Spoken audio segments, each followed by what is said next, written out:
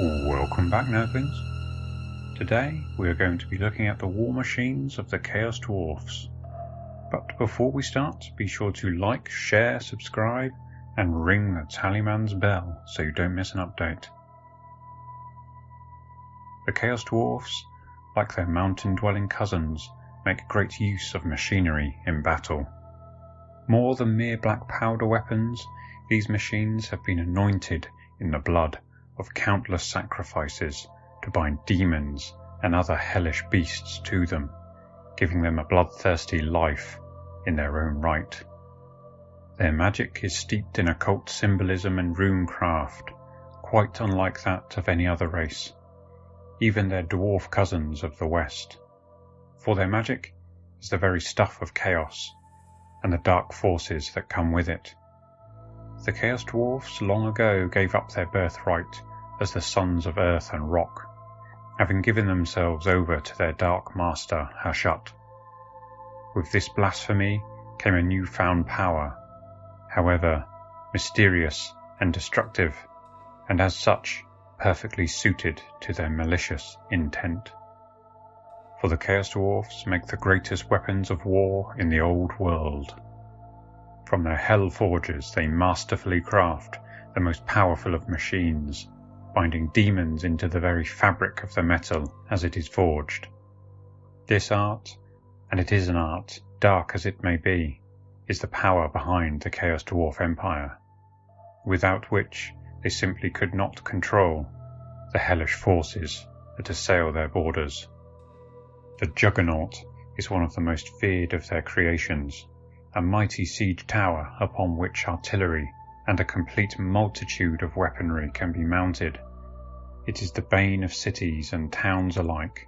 With its tall tower and tough exterior, there is little an opposing force can do but train all their cannons upon it in the hope of bringing it down.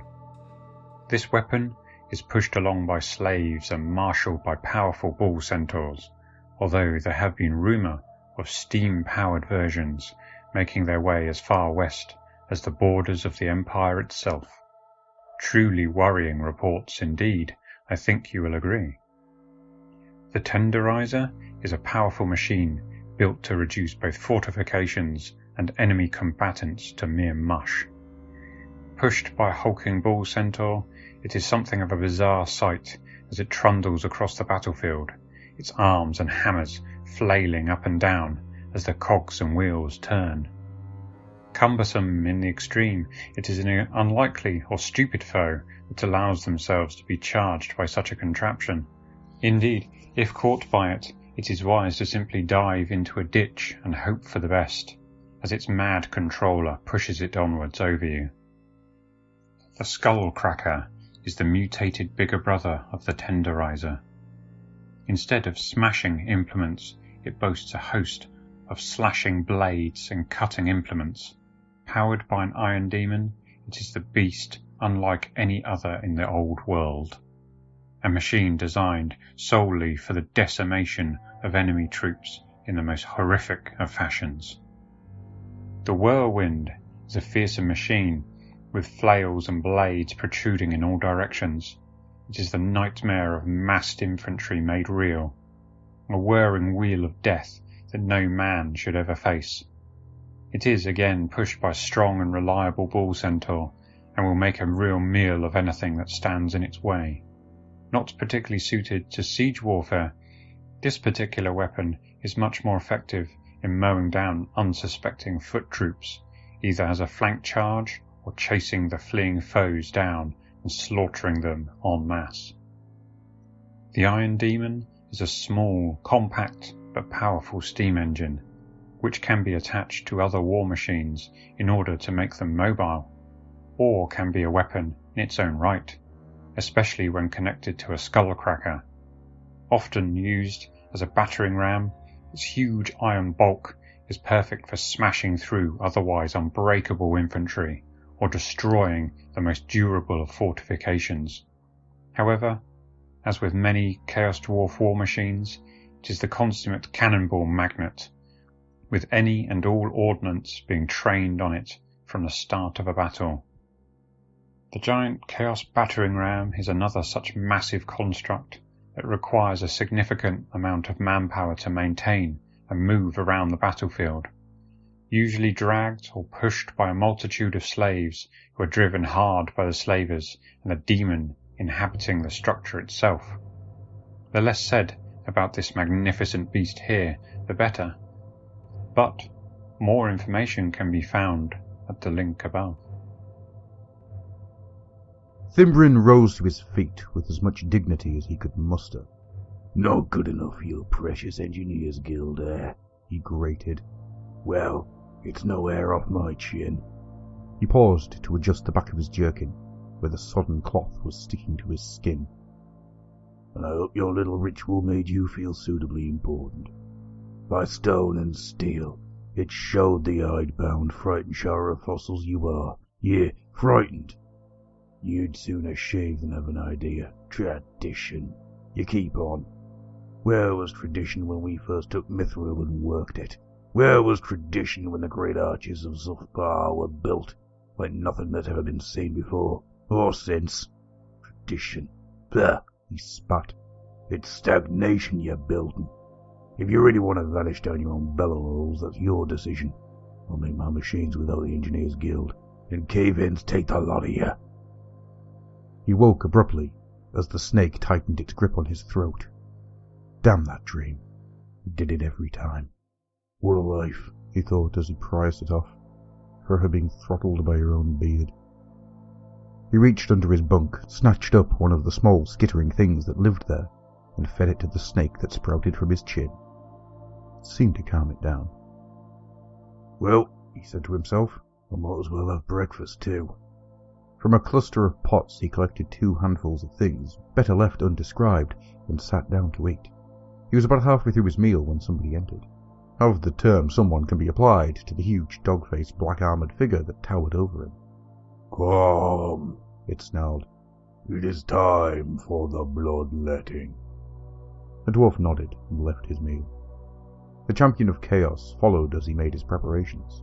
First, he went into a workshop, where a dozen or so dwarfs were working feverishly.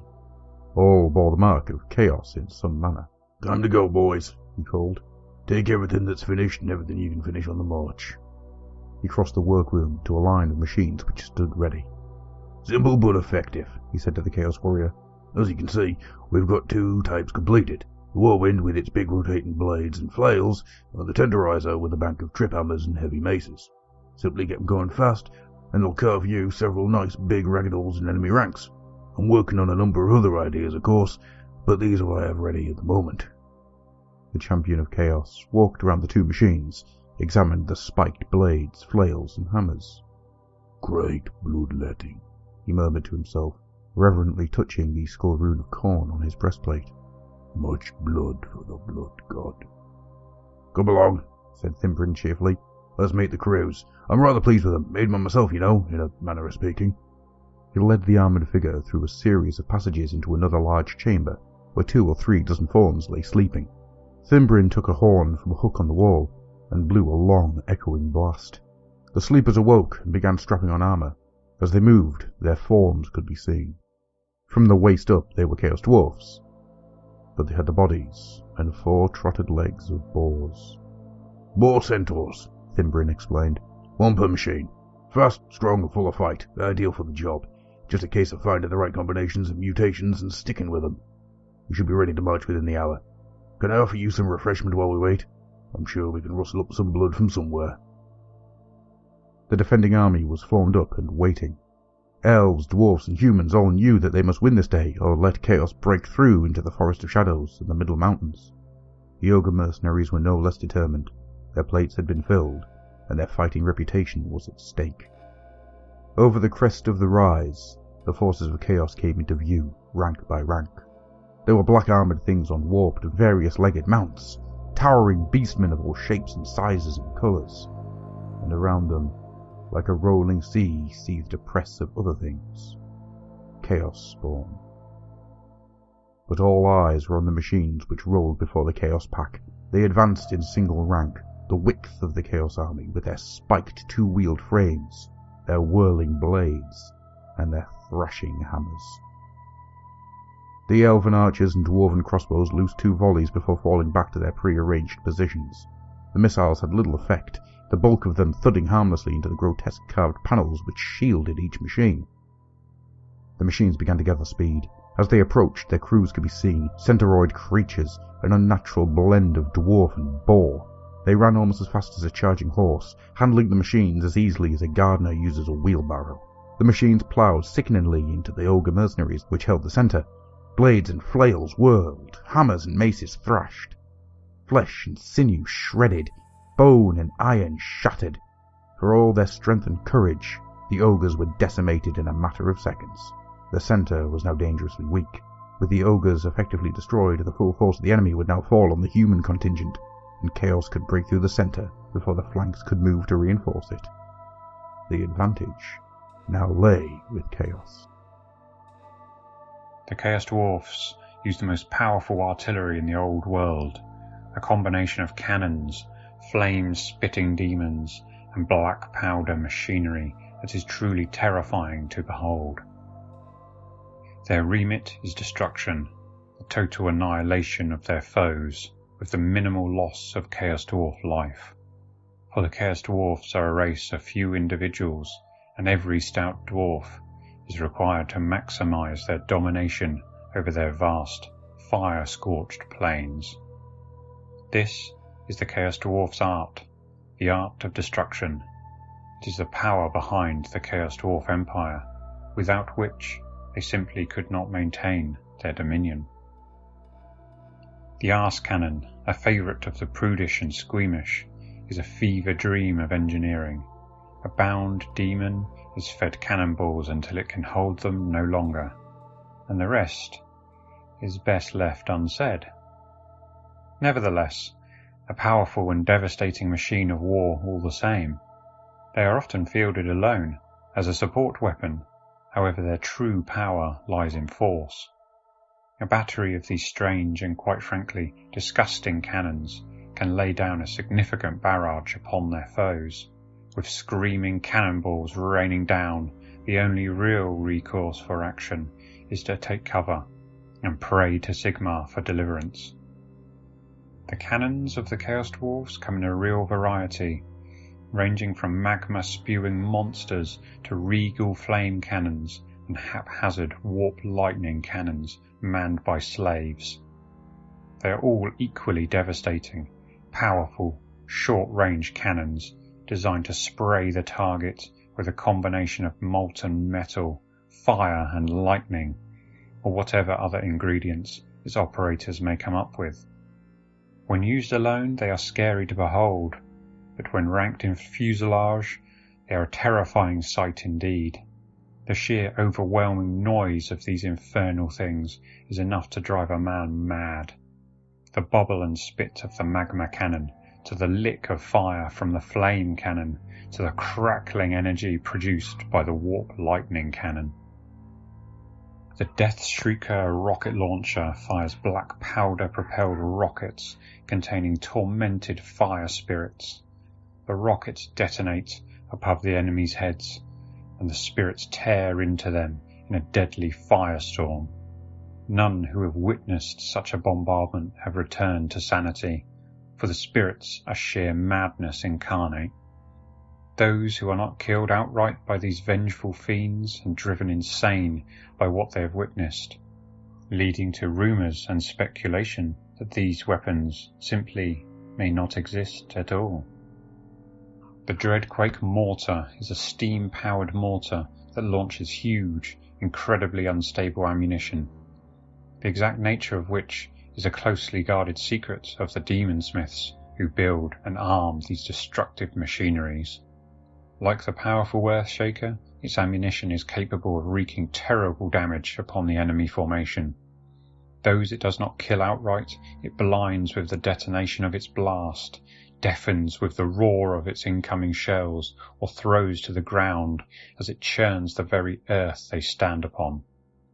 So powerful are its charges that tall tales tell of a mighty fissure that was opened by the Chaos Dwarfs during one such strike, involving multiple mortars, creating a seismic shift that caused a titanic earthquake to occur. The land was torn asunder as the ground moved and shifted under the barrage. Truly, the Chaos Dwarfs are masters of destruction. Whilst the Dreadquake and Juggernaut are huge behemoths, the Chaos Dwarfs also employ smaller, more mobile weaponry to great effect. Bazookas, Jezels, mortars and swivel guns are manned by Chaos Dwarfs and slaves alike, whilst the more temperamental weapons, such as warp fire throwers, are crewed exclusively by slave manpower. The monstrous war machine is an Orc trebuchet designed by the Chaos Dwarfs as a long-range equivalent to the Dreadquake mortar. It boasts a huge swinging arm with a large weight attached to one end. Crewed by burly Orcs and led by a large Black Orc, this weapon is surprisingly accurate for an Orc war machine, and, as such, is highly valued by the slave armies of the Orcs and Goblins that work for the Chaos Dwarf war host. In addition to the monstrous war machine, the Orcs and Goblins haul a plethora of other smaller, less powerful catapults and machines to the battlefield. If designed by the Chaos Dwarfs, they will undoubtedly be masterful creations. If they are born of Orky ingenuity, however, then almost certainly less so. To that end, I would like to end this video there and open up the comments to you. Be sure to like, share, subscribe, and ring the tallyman's bell so you can keep up to date. Peace.